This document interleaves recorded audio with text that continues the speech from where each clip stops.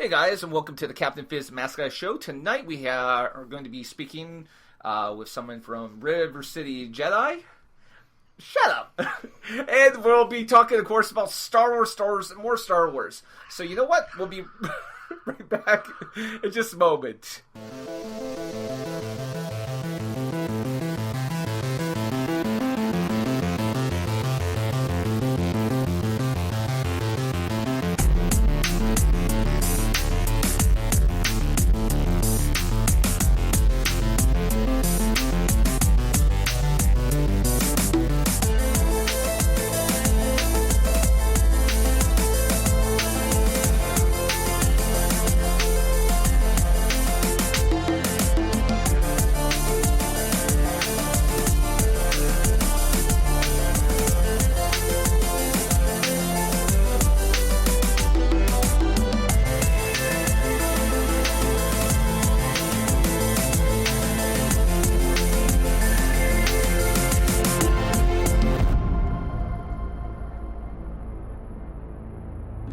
Hey guys, welcome back to the Captain Fizz and Mascot Show. I, of course, am Captain Fizz. And greetings once again from the 7th Moon of Thunder. I am that mask guy.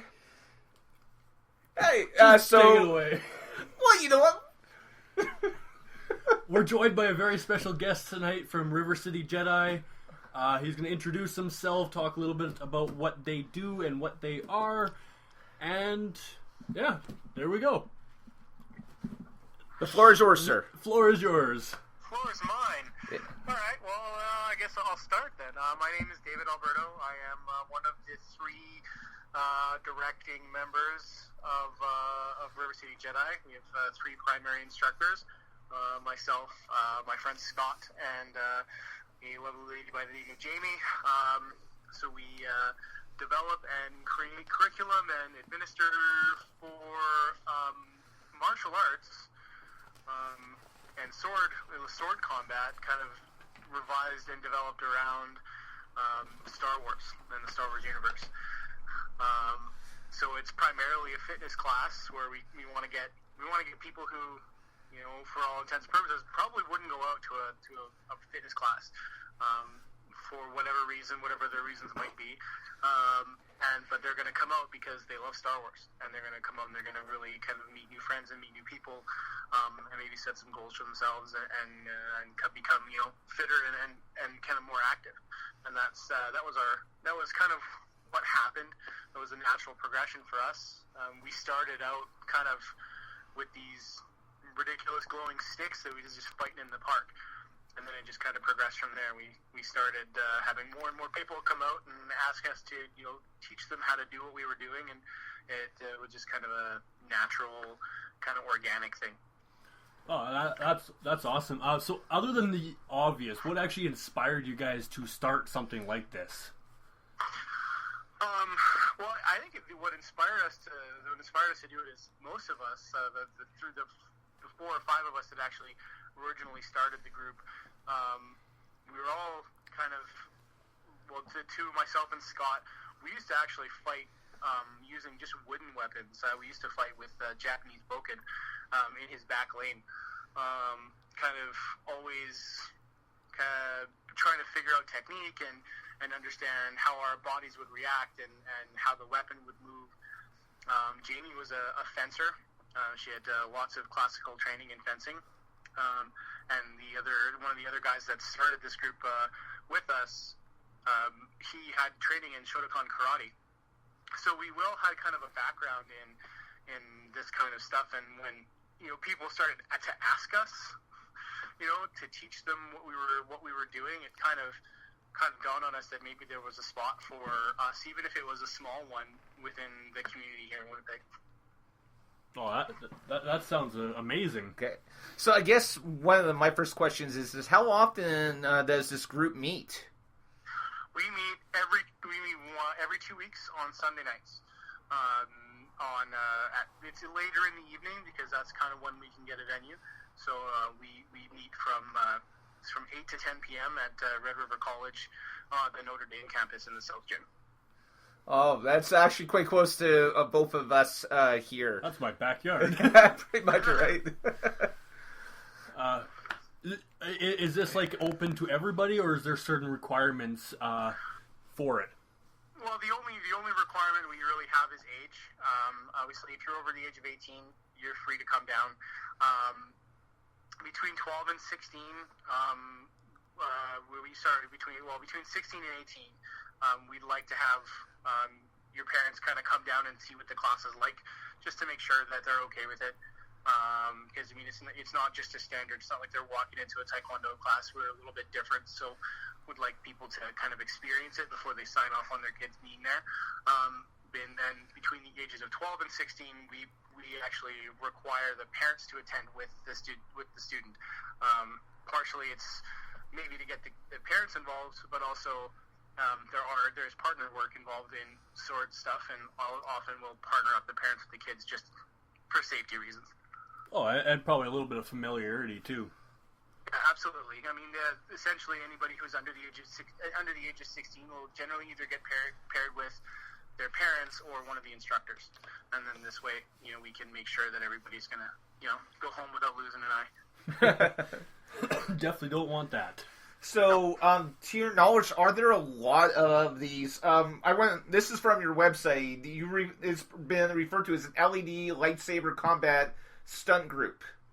Yes. So, there are actually a fair number of them. More and more have been popping up over the last little while. We take our instruction, and our core of our curriculum comes from the Terra Prime Light Armory. If you just do a search for TPLA on YouTube, a lot of our myself and Scott are students of theirs, and we learn from them. And we take a lot of our other experience and influence into account as well. And then there's also, if you do a search for the Gathering of Sabers, that's another group. And then there's a vendor out of a lightsaber seller, a vendor out of Portland, Oregon, that has a school that's completely associated with the Saberforge Academy. And then there's, of course, the classic that's been around forever and ever is the New York Jedi. And they have been around, I couldn't even quote how long, probably more than 10 years. And they just do choreography and things like that. But by far and large, the largest group of lightsaber combat instructors is Ludo Sport Academy. Now, this is something that a lot of people kind of get blown away by when I tell them that, is that lightsaber combat is actually an official sport in Italy. They have gone through the process of being accredited. They have national competitions. So they're an accredited sport in Italy, and they've been kind of branching out over Europe, and they opened their first school, I believe they're in San Francisco. So they opened their first school here in the West. That's it. I'm moving to Italy. Well, this doesn't really surprise me, because I've actually heard of Quidditch tournaments in colleges down in the States, as well as over in certain areas of Europe. So, this absolutely blows me away. I'm a few, but I thinking we need to go to Italy. Check this out. Yeah, and it's actually, they actually have a yearly. You could almost call it an open. You got to go down there. If you're not a student of one of their schools, you have to be there an extra day just to kind of learn their base rules for their combat, and then you can compete in their tournament. It's an open tournament. So if you have the money to travel to Italy for that week to be there, absolutely go ahead. Oh, that is awesome. And how long have you guys been around for? This is our 5th year. I think this will be our 5th Comic-Con coming up in October. That is awesome. It's actually how I first heard about you guys. I actually have one of your business cards in my basement, which is how I first was starting to look to contact you.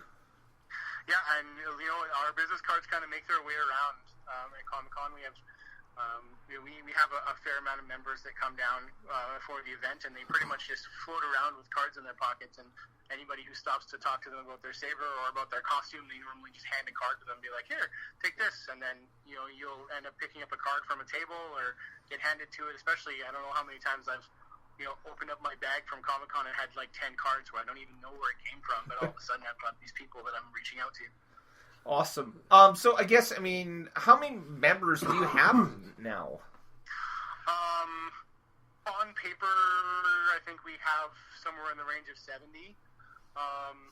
We have an average of 20 to 25 that come out to class regularly, and it's really good to see our core membership growing, and we have more and more people who are really dedicated into learning the technique.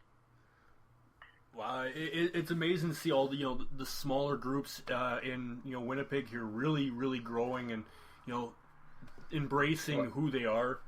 I mean, you should have saw when you said 7 that kind of like blew our minds here. We were just like, wow, we didn't realize the group was that many, even if they don't all meet at the same time.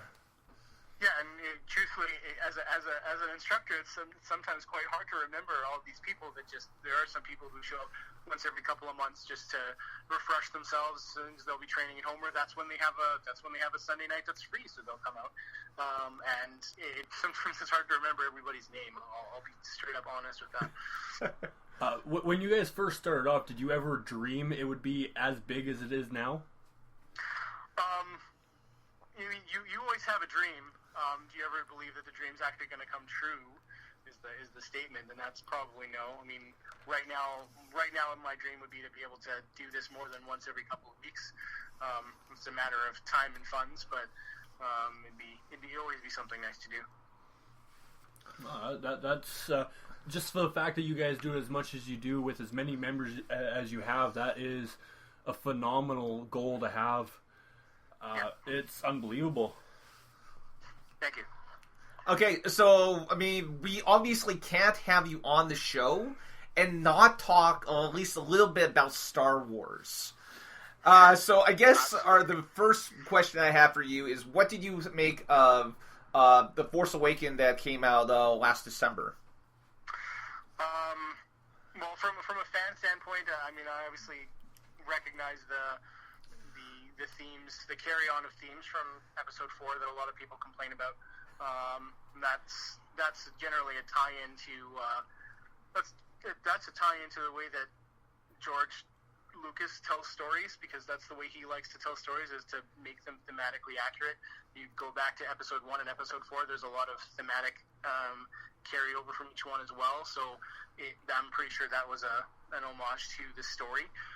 I know that a lot of really big super fans weren't really happy about the kind of declaration by Disney to crack down the EU, the expanded universe, all the books and stuff that have been written since Episode 6 originally aired.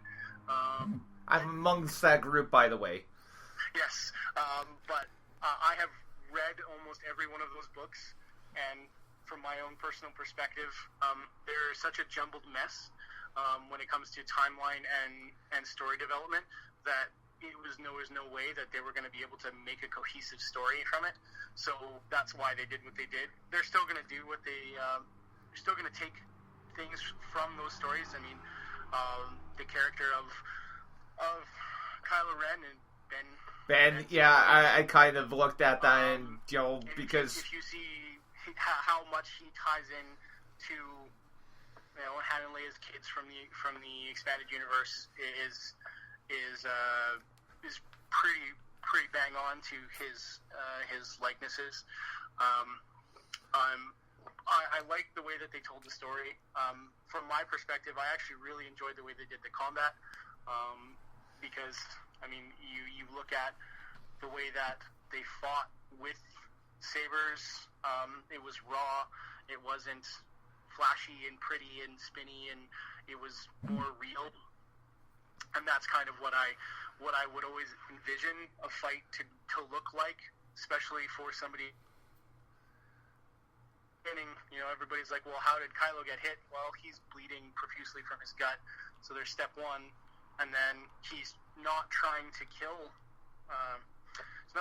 Finn right off the hop. He doesn't kill him until he gets angry. Or try to kill him until he gets angry. He was playing with him, he was toying with him, and that's why Finn got hits in. You get arrogant, you get hurt. It's kind of the way it works. Well,